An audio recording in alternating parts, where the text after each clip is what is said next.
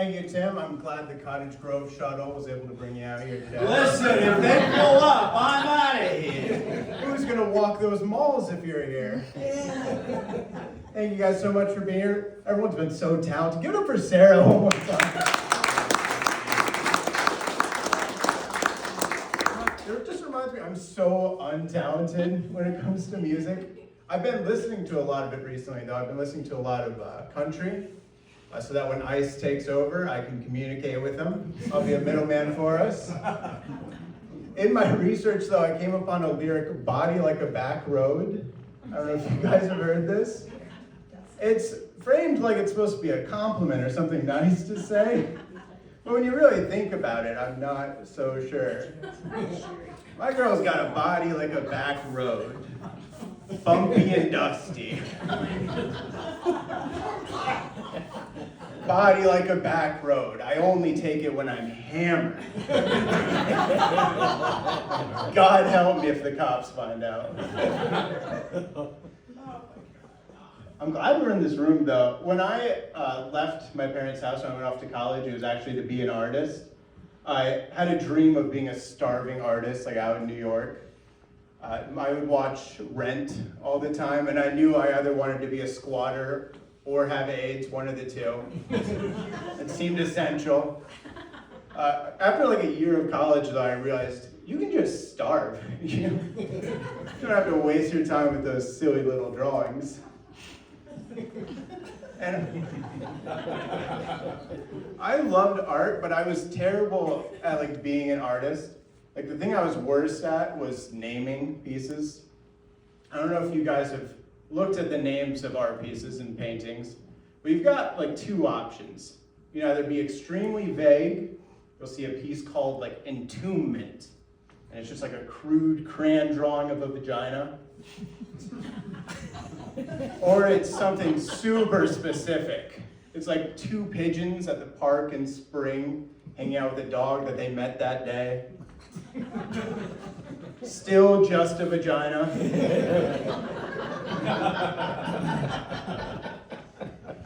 I'm glad there is a child here, and I panicked. I've rewritten my set so many times. I'm glad that we're out here, though, celebrating the arts, celebrating Cedar Rapids, the annoying younger sibling of the Iowa family. It's true, Dyersville has the Field of Dreams. Here we have our own Cedar Rapids dream, and it's making enough money to move to Hiawatha. It's true, though, we're the younger sibling. We just take things from our cool, bigger cities. Like Dubuque, I don't know if you know this, has a big river. We got our stinky boy going downtown. We solved the homeless problem in Des Moines. We built the library. I'm sure all that new housing going up downtown will be affordable. That'll fix it. That or the casino. If I learned anything from my short time in Vegas, it's homeless people seem to be part of the casino aesthetic, so we should be good. I'm just glad that Uno has finally made its way to Vegas, to the casinos. I think that's what that game needed, is higher stakes. What's next, Monopoly? I'm not angry enough. I've heard horror stories of like fathers getting violent over games of Uno that they're playing for fun. $1,000 on the table? No, $10 on the table? You lay down a draw 4, I'll stab you in the throat. But I'm excited to drink at the casino. Are we all drinking a lot tonight? Just a few of us? It's not really a party building, is it? It's because you guys haven't heard the news. I don't know if you guys saw, the government came out and said alcohol is good for you now. No, they didn't. But the Department of Health did remove the recommended limit from their website. So I take that as a win. And very well-respected Dr. Oz came out and said, well, there's no health benefits. It is a social lubricant. So the official medical reasoning is, there's nothing good for you, but god damn it, you guys are boring. And it's true, Iowa, we used to be a top binge drinking state. We're not even top 5 anymore. We've fallen behind Wisconsin. What the hell do they have to party about? Their state starts with a W, the ugliest of letters. Any of you guys ever cheat in a relationship? I like to ask this question because it gives me a good gauge of the room. Lets me know the level of debauchery around here.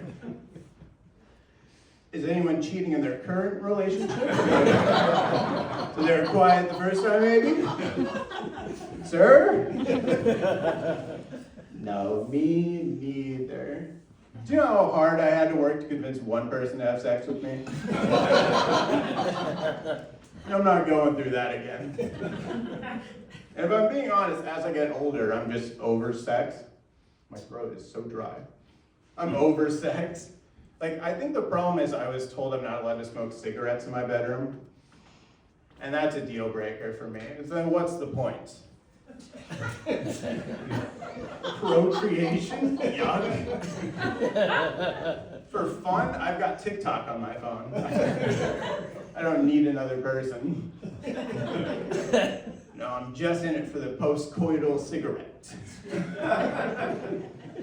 The only way I'm coming back is if I can convince my girlfriend to do it next to one of those smokers outposts. Those public ashtrays, you guys know? Or in front of a Walmart. Just somewhere people won't mind the smell. Or the cigarette smoke, of course.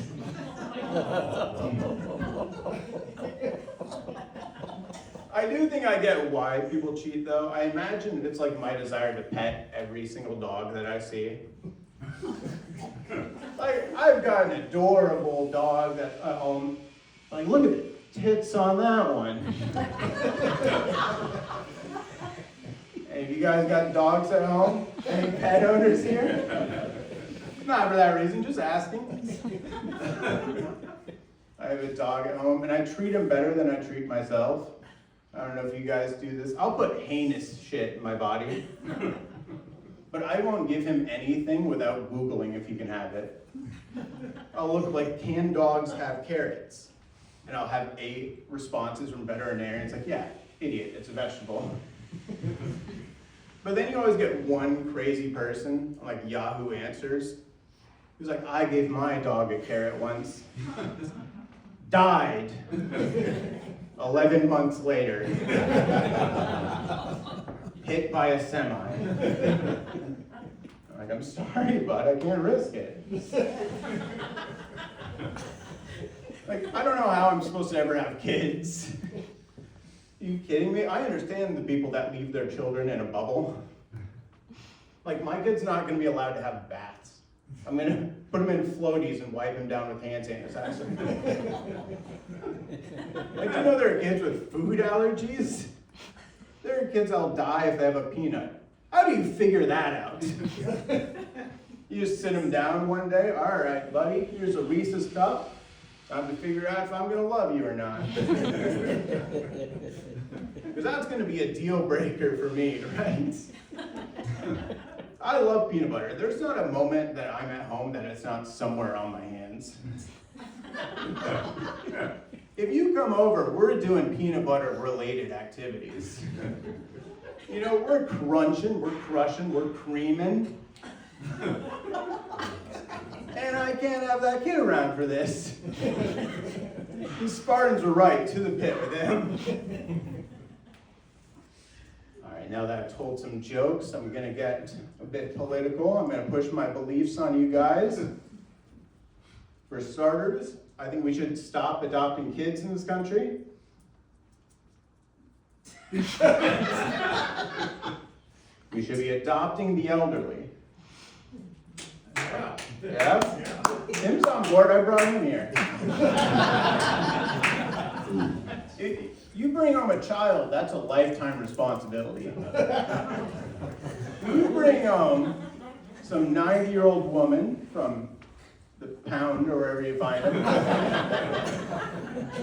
What, 5 years you gotta take care of her. And it's easy, you just stock up on oatmeal, lay some newspaper to the corner. No, old people love the newspaper. I know this because they still make it. It's not my generation. No, the best part is, though, you're not really responsible for anything that they do. Like, if your toddler says a slur at the mall, you're a bad parent. If your adopted grandmother does it, she's just a product of her time. Right? We have a good laugh, and then we put her down. Move on. I also think we should start banning more books in this country. Thank you. Not because I care about the kids, obviously, sorry. But because some of these kids aren't mature enough to appreciate these stories. Like, if I hear another child tell me of mice and men is boring, I'm gonna squeeze him to death like Lenny. It may be a sin to kill a mockingbird, but not that little shit. All right, that's what I've got planned for you. My name's Alex. I love you guys.